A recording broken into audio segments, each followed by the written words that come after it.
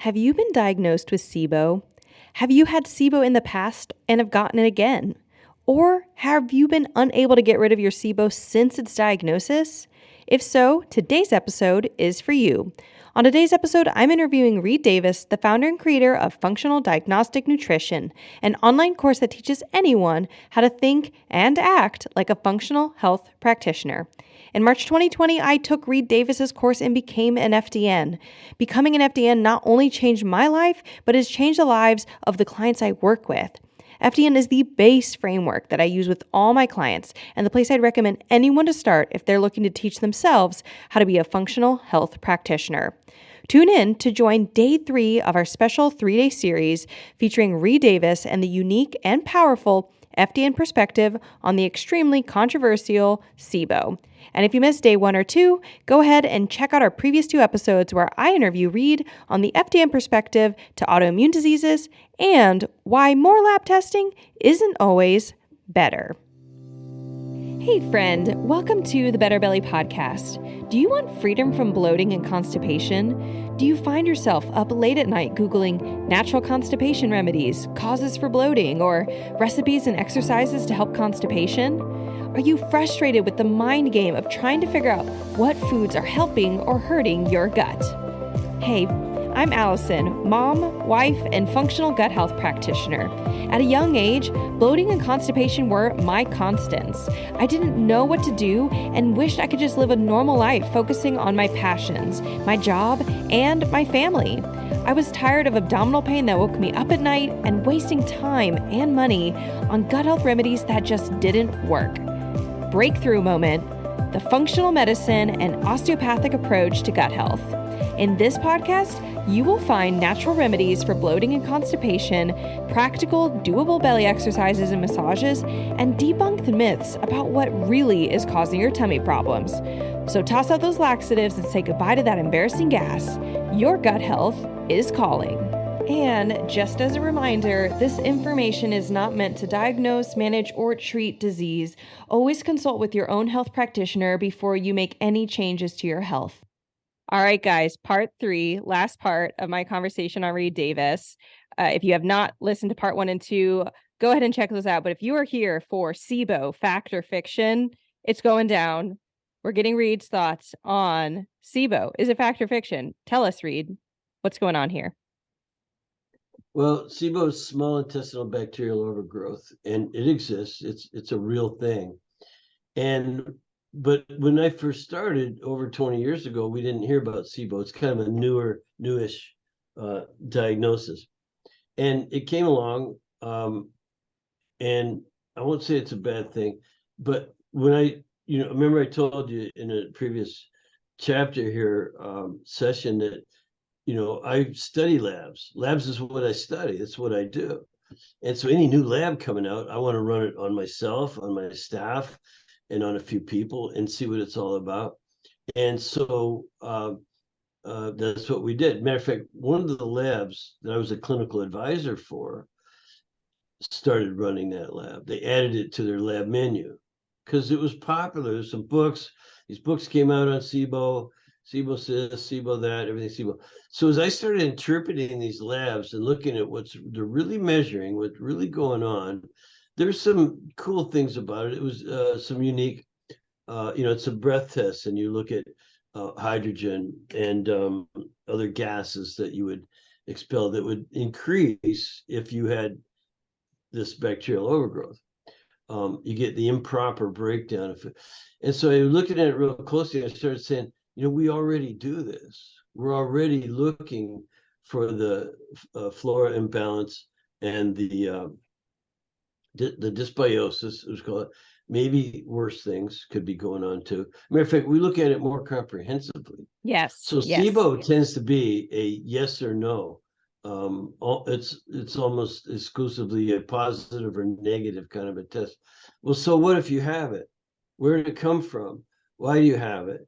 And how do you treat it? And what are those bugs anyway? There's no speciation being done on a SIBO test.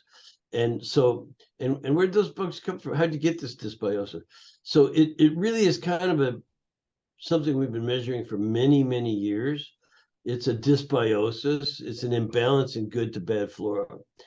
One of the unique things about it that I like is that it questions where did those bugs come from. Hey friends, Allison popping in here for some quick good news. Did you know that you could become an FDN just like me? Right now, until June 30th, 2023, you can get $1,000 off the FDN certification by going to betterbellytherapies.com/FDN or by clicking the link in the show notes. FDN is the exact training and education I started with that has made me the functional health practitioner I am today. FDN is education for any person, whether you're a doctor, nurse, acupuncturist, massage therapist, health coach, school teacher, engineer, or stay-at-home mom. You can learn how to think like a functional health practitioner as well as learn how to analyze labs and create health protocols that can take you, your clients, or your patients to the next level. If you are wanting to take your health into your own hands, or you are looking for a way to more deeply impact your clients or patients, you can begin your FDN education today by going to betterbellytherapies.com/FDN. And if you are listening to this podcast after June 30th, you can still get $250 off by using the code FDN250. Just go to betterbellytherapies.com/FDN or click the link in the show notes to join today. Now it's time to get back to our episode. Like, did they come up from the colon? Did they sneak up through the ileocecal valve into the small intestine? So it's a measurement of small intestine bacterial overgrowth. Where did it come from? Is it what I would call a quote unquote normal dysbiosis, that your immune system's down and the bad bacteria start to overwhelm the good bacteria? Or, maybe it comes from taking antibiotics where you kill it all and the bad bacteria seems to regenerate faster at a better rate than the good flora. So there's these different reasons why you'd have a dysbiosis. There's no speciation being done, meaning they don't know which bugs. Could be 200 different bacteria. Which ones? Is that important? Yeah, it could be. So it's just a positive or negative. You have SIBO, and here's your medication.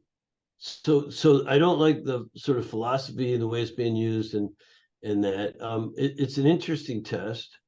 So is SIBO real? Yes, but is that what's really wrong with you? Unlikely that it's the only thing going on that you need to know about, like a positive or negative. Oh, here, take your pills. Right. We've had enough of that kind of medicine, and the only thing that it brought to again, as I was saying, we already knew all that stuff, and to come up with a different test that put a twist on the whole condition that made it more allopathic, more like, yes, you have it, here's your treatment. I don't like that part. I did like learning when I studied it. I learned how the ileocecal valve can be dysfunctional and can allow some of the fecal bacteria to creep up into from the large intestine into the small intestine.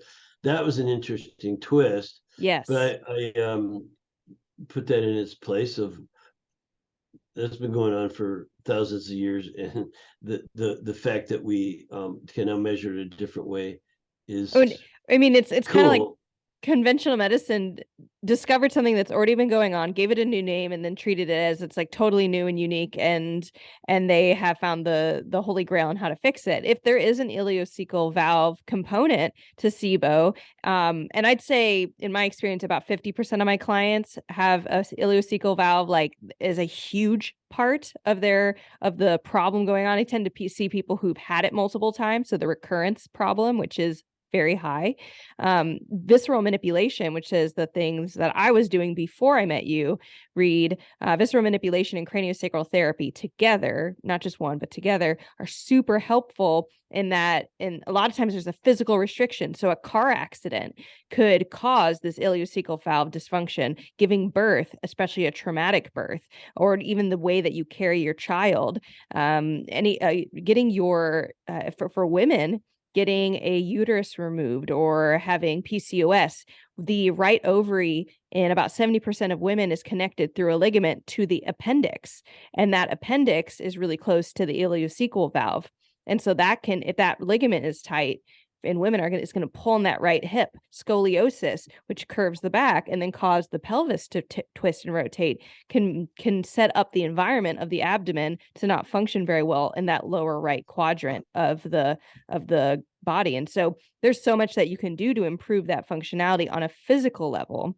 So yeah, I mean, I love where you're going with that. It can also be back trouble, your spinal misalignments and nerve impulse restriction or damage and things like that just the ileocecal valve can become dysfunctional. And there's other pathology, of course. There's kind of like with the appendix, and just get inflamed. It just goes bad in some cases. So then what would you have? SIBO. But SIBO is almost like the symptom, right? Yeah. It's almost the symptom at that point of rather than what's actually going on. And it's not even a very detailed diagnosis, is what you're saying. Yes, and the difference in the way that we would handle the treatment, we would call it self-treatment, and teach people a lot about their bodies so they could heal it themselves. Yes. Awesome.